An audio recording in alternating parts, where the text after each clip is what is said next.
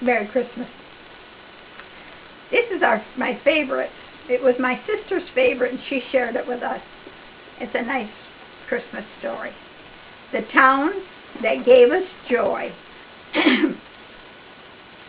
'Twas Christmas Eve, 1927, in a remote prairie town in Hill Spring, Alberta, Canada.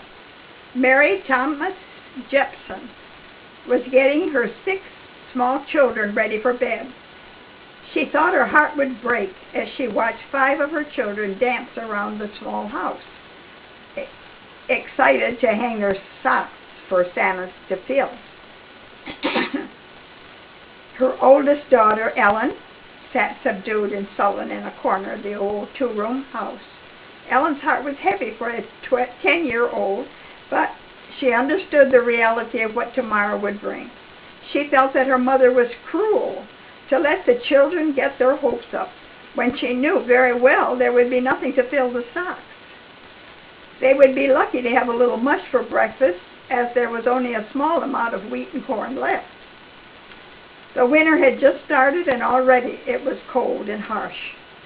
The milk cow had died the week before from starvation and severe weather conditions, and the last 2 or 3 chickens had stopped laying eggs about a month before.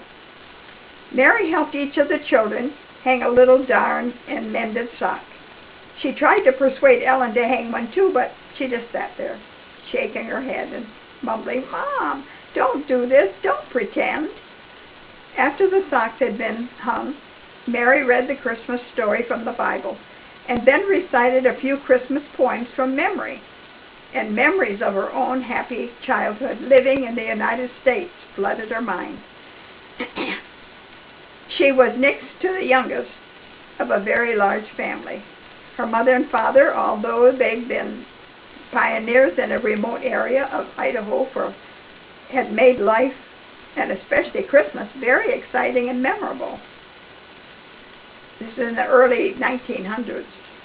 Before Ellen went to bed, she pleaded again with her mother to tell the children the truth. Mary kissed her daughter goodnight and whispered, "I can't, Ellen. Don't ask me why, I just can't tell them." It was almost midnight, and the other children had been asleep for hours, and Mary's husband, Leland, had gone to bed too, feeling like a broken man, like he had failed his family completely. Mary sat by the fire reading the Christmas story from the Bible over and over again. Her mind drifted to her plight here in this God-forsaken land of ice and snow. It was the beginning of the Depression, and her husband had heard wondrous stories about the unlimited opportunities of homesteading in Canada. After 2 years of not being able to find work in the United States, and after a flood that destroyed their small home in Willard, Utah, he had decided to move his family to Canada. It seemed, however, that there were 5 or 6 years too late to cash in on the rumored possibilities. After several seasons of unusual weather conditions, most of their crops had frozen and failed. In October, Mary had received a letter from her family back in Idaho, asking what they could do to help them and what they could send the family for Christmas. Mary had put off her response. She had too much pride to let them know how destitute her family was. Finally, in November, realizing that things were not going to get any better, she had written. She had not mentioned the necessity. She not only mentioned the necessities, she told them how desperately they needed food, especially wheat, yeast, flour, and sugar, oatmeal. She related how long it had been since she'd been able to bake a cake or cookies, because there were no molasses or honey, and of course no sugar. It had been a year since they had had any salt to use on their food. She also added that it would be wonderful if they could ship just a little bit of coal because of the cold, and because their fuel supply was almost depleted. She continued her letter with a request for some old used quilts. All of hers had worn thin, and were full of holes, and it was difficult keeping the children warm. She mentioned their need for anything to keep them warm. They needed socks, shoes, or gloves, warm hats or coats someone had outgrown that I could make over to, And at the very end of the letter she wrote, "If you could just find a dress that someone has outgrown that I could make over to fit Ellen, please send that too. Ellen is such a little old lady for such a young girl. She carries the worries of the whole family on her thin shoulders. She has only one dress, and she wears it all the time, and it is patched and faded. She has outgrown it, and I would like to very much to fix up something that is nicer for her." Starting the week before Christmas, Leland hitched up the horse and sleigh and made the 3-hour round trip from King Spring into the town of Cardston every day to check at the train station and post office to see if a package had come from Mary's family in Idaho. Each day he received the same disappointed answer. Finally, on Christmas Eve day, he went into Cardstone first thing in the morning and eagerly waited for the mail delivery. He left in the early afternoon to get home before dark, and he left empty-handed. He wept openly as he rode home, knowing he would have to explain to Mary that perhaps the package would arrive the day after Christmas or next week, but that it had not made it in time for the big day. Mary suddenly awoke from her reminiscent sleep with a chill. The old clock on the wall said it was 3:30 a.m. The fire in the stove was all but out, and she decided to add a little more fuel so that it wouldn't take so long to start in the morning. She looked over at the limp socks still hanging by the fireplace and felt a similar emptiness in her heart. Outside, the wind was blowing at about 70 miles per hour as the snowstorm had intensified. She was about to put out the lantern and go to bed for a few short hours when she heard a quiet knock at the door. Mary went over and opened the door to find a man standing there, and in all her life she'd never seen anyone look more like her vision of Santa Claus. He was covered with ice and snow and had a long beard made white with snow. His hat, his gloves, and boots were all so white, and for a moment Mary thought she was dreaming. It was the mailman from Cardston, who had known the plight of the Jepson family. He told her that he knew they were waiting for a package from Idaho, and he knew there would be no Christmas without it. That evening, as he was finishing up a long day of delivering mail all around town, he was glad to be going home. His horse was exhausted and frozen, as that day had been one of the worst blizzards of the year. He was relieved to put the horse in the barn, park his sleigh, and return to the warmth of Christmas Eve at home with his family. But just as he was leaving, someone from the train station came running up to him and told him that 10 large crates had just arrived from the States for the Jepson family. It was only about 4 in the afternoon, but already it was dark and the storm was getting worse. They both decided there was nothing they could do about delivering the crates that night, but they would be sure the Jepsons received them the day after Christmas. The mailman told Mary that when he went home, he had a disturbing feeling, and after discussing it with his wife, they decided that he needed to deliver the crates that night. He would have to find someone who would let him borrow a fresh horse and a sleigh with sharp running blades. After he finished telling Mary about his decision to come, he brought the crates into the house.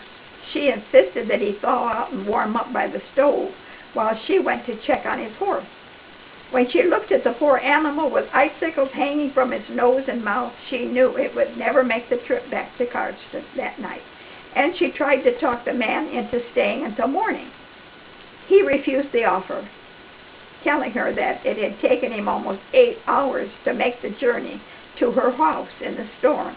And if he were to leave now, he would still be able to spend Christmas afternoon with his family. So Mary told him she would harness up their own horse, which was in better condition to make the trip back. She got him some dry clothes, fed him what warm food she could muster, and he headed off for town. It was almost 5 a.m., and he probably wouldn't get home until around noon. She thanked him for the best she could, but for her whole life she maintained gratitude.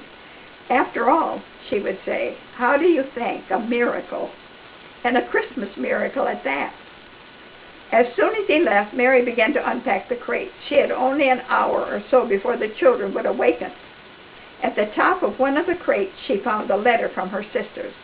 As she began to read the incredible account, tears streamed down her face. They told her that quilting bees had been held all over Mallard Valley, and from these 6 thick, warm, beautiful quilts were included. They told her of many women who had sewn shirts for the boys and dresses for the girls, and of others who had knitted warm gloves and hats. The donation of socks and shoes had come from people from miles around. The local church had held a bazaar to raise the money to buy new coats and scarves for the whole family. All of the sisters, nieces, and cousins, aunts, and uncles had gathered to bake the breads and make the candy. There was even a crate half full of beef that had been cured and packed so that it could be shipped, along with 2 or 3 slabs of bacon and 2 hams.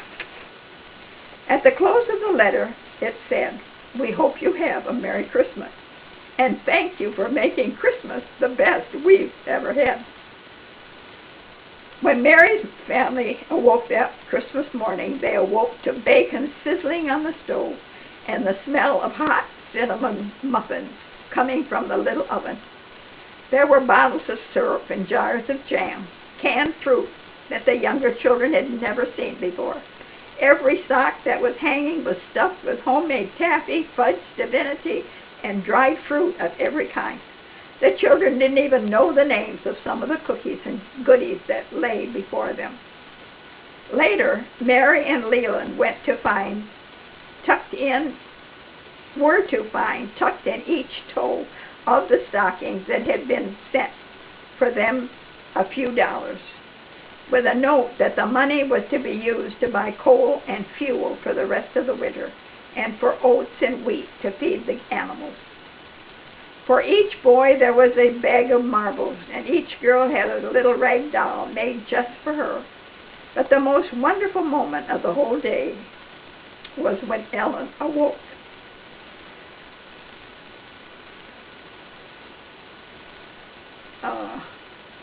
The last to get up, and walked over to the spot where she had refused to hang her stock the night before. She rubbed her eyes in unbelief as she saw hanging there a beautiful red Christmas dress, trimmed with white and green satin ribbons. Well, that would be a spectacle today. Ellen turned around, walked back to her bed, and lay down, thinking she was dreaming. After her little sisters pounced on her with laughter and excitement, she came back again to the celebration and joy of the most wonderful Christmas ever. For that morning, along with the aroma of food, the love of a good family, and a new red dress, a childhood had been given back to a young girl. A childhood of hopes and dreams of Santa Claus and of the wonder of Christmas. I will never forget the retelling of this story by my mother, Mary Thomas Jepson. Although it was an emotional drain for her to tell it, it was an inspiration to all those who were privileged to hear her story every Christmas since that magical day in 1927. What a beautiful story of love.